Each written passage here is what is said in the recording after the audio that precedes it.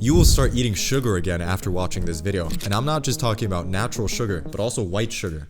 I've spent weeks examining viral videos and how they're pleading you to stop eating sugar, but today we're going to dismantle all those arguments. The first argument being that the sugar industry tricked us into eating poison. Criticizing sugar is often criticizing the things that are not sugar. For example, seed oils, additives, gums, emulsifiers, all these things together that add up and destroy your gut. When I talk about sugar, I mean high quality fuel such as chocolate milk, fruit juices, fruits in general, even white sugar added to a whole food context on top of a healthy diet. Physiologically, sugar is your body's preferred energy source. Per unit of oxygen, it is the most efficient fuel source, even more than fat, and it has special properties of boosting your metabolism. Historically, sweet carbs are always the ultimate sign of environmental safety. It was the environment's way of telling your body that it's safe to spend and to thrive. Your ability to use sugar is one of the most primary indicators of how healthy you are. The better you can tolerate sugar, the healthier you generally are. When you cut out sugar, both your liver and muscle glycogen are going to start running low, forcing your body to lean more on stress hormones such as cortisol and adrenaline to keep up your blood sugar level so that you can actually survive. When you cut out sugar, your body has to start eating itself to keep the blood sugar level stable so that your brain can function. That is useful for emergencies, but it is a stressful and expensive way to live. Also, without liver glycogen, your body starts producing less of your active metabolism hormone,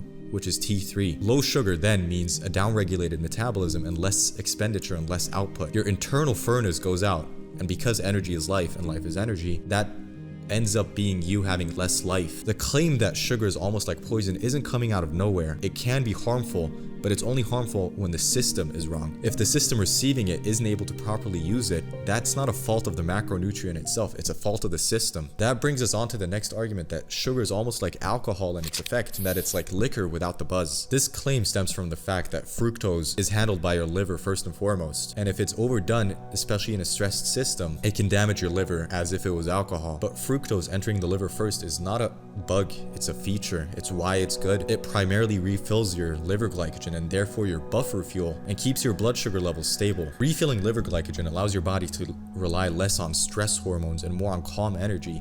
And it's unique in that it directly upregulates your T3 production, which will increase your metabolism and your energy expenditure throughout the entire day. This is also why so many of my clients are reporting that they sleep better after having some juice before bed. The fructose in the juice directly fills up their liver glycogen, providing them with enough energy to sustain an overnight fast without being awoken at 3 a.m. because of a stress response, because your body needs cortisol to keep the blood sugar stable. And fructose actually increases your glucose oxidation. It makes your metabolic fire hotter and run cleaner. And if that's the case, what does cause fatty liver? So fatty liver is actually a throughput problem, and it primarily stems from low cellular energy, leading the liver into dysfunction. And this state is often way worsened by seed oils. Research shows that high seed oil environment states cause liver ATP to crash. This clogs the machinery with unstable fats per oxidation, and it makes your liver cells directly less functional.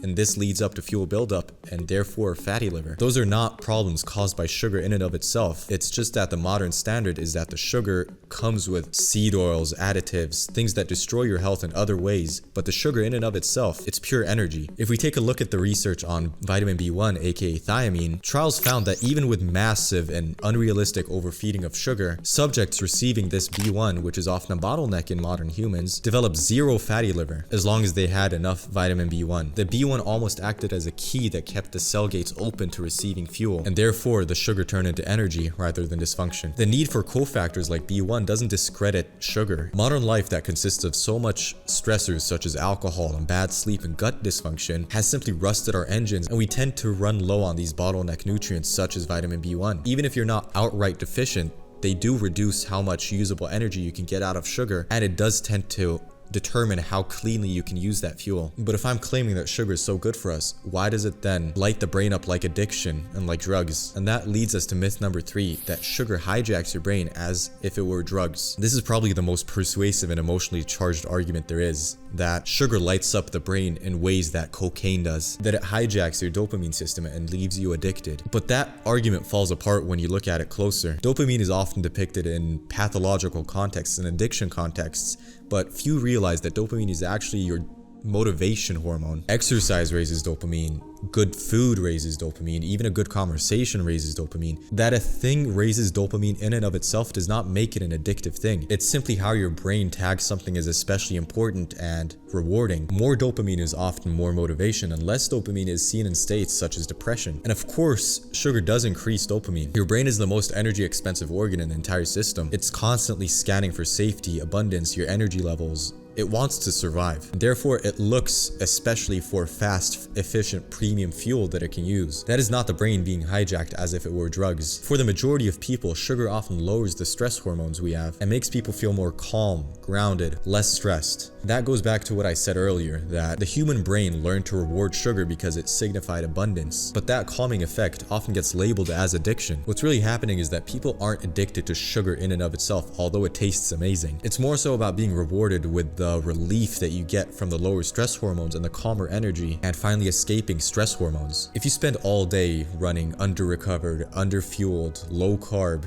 high adrenaline, high cortisol, then yes, sugar will feel powerful as it enters the system. That's not to mention that it takes time to get back to a carb-tolerant state, but that's a discussion for another time. But again, when people talk about sugar, they're thinking about stuff like donuts and junk food, where it's not just sugar, it's sugar loaded with unstable oils that absolutely destroy your metabolism, that destroy your gut, and then people blame the sugar rather than the additives. Despite people in the 1800s consuming just as much sugar as we did today, and yet having way less metabolic disease, it makes you wonder that there's something else in the mix. And in the modern context, instead of cleanly converting the fuel into usable energy, the system instead becomes jammed and produces way more harm than it should. What's happening here is the body just trying to do its best with an unstable foundation. I go much deeper into this mechanism in my book, The Metabolic Blueprint, and I speak more about seed oils in my Substack article named The Seed Oil Bible. And once you understand that, the entire fear campaign around sugar starts to look a lot more like confusion and misjudgment. But that was all about addiction. Now let's go into myth number 4. The fourth crazy argument that I saw was that sugar causes Alzheimer's. That is a big claim to make because neurological problems such as Alzheimer's are often the brain being unable to access its energy, not the energy source itself. It is a fuel deficiency in the cells of the brain. In that state, the brain can't properly access sugar, and that energy starvation is what causes oxidative stress and lots of harm. This also explains why certain sugars such as galactose are being studied for their therapeutic effects in Alzheimer's patients. It can act as a secondary fuel when the main fuel source is bottlenecked, and that alone should get people to reconsider that sugar in and of itself is the root cause or exacerbates symptoms. There's also an important layer that burning sugar is unique in that it produces way more CO2 than other fuels. And CO2 is quickly dismissed as a waste gas, but it's actually very powerful and very metabolic. It keeps the brain oxygenated, calmer, less stressed, less inflamed, and it's very protective in its own right. Carbon dioxide production is one of the key markers of a strong metabolism. The more carbon dioxide you produce cellularly,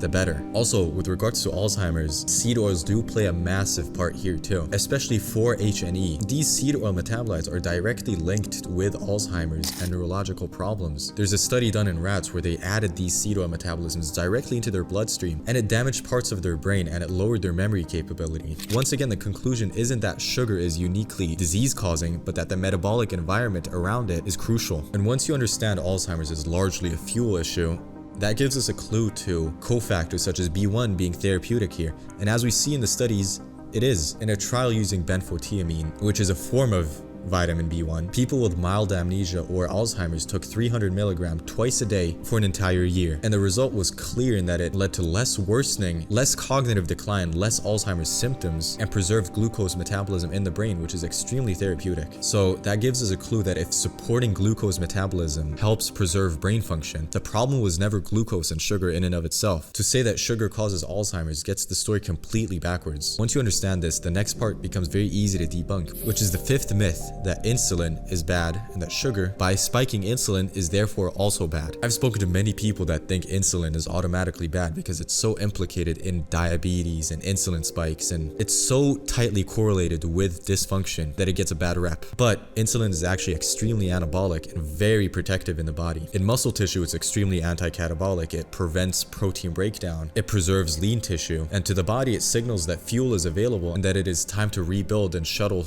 resources into rebuilding, and it helps move the body out of a stress state. It enhances protein synthesis. It directs energy towards repair, structure, energy, and growth. In that sense, insulin is not a danger hormone, nor is it a sign that something has gone wrong. Quite the opposite. It's a signal of abundance, it's a signal of energy, it's a signal of growth, and available fuel and stability. The times where insulin become a problem is when the body can't handle insulin properly and therefore has a chronically elevated one.